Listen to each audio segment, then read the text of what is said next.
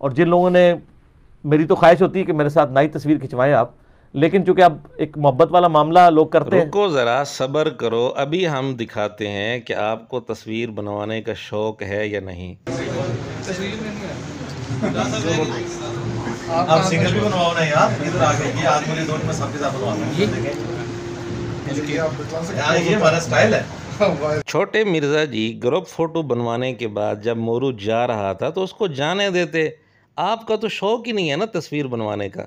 चलो group photo का उसने कहा होगा, आपकी मजबूरी थी। ग्रुप फ़ोटो बनवाने के बाद मोरू जा रहा है और आप उसको बुला रहे हैं कि यार आ जाओ, सिंगल तस्वीर भी बनवा लो। फिर उसके बाद आपने उसके एक और साथी को भी बुलवाया, उसके साथ भी सिंगल फ़ोटो बनवाया।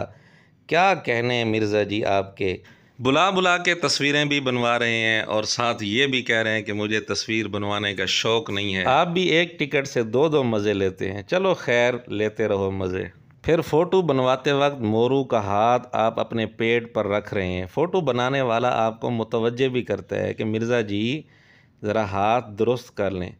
मिर्ज़ा जी कहते हैं कि जी ये तो हमारा स्टाइल है। क्या कहने मिर्ज़ा जी के स्टाइल के। अब ये पता नहीं मिर्ज़ा जी अपने पेट पर हाथ रखवा कर फैज़ देना चाहते हैं या लेना चाहते हैं, ये तो मिर्ज़ा जी जाने और उनके चूज़े जाने।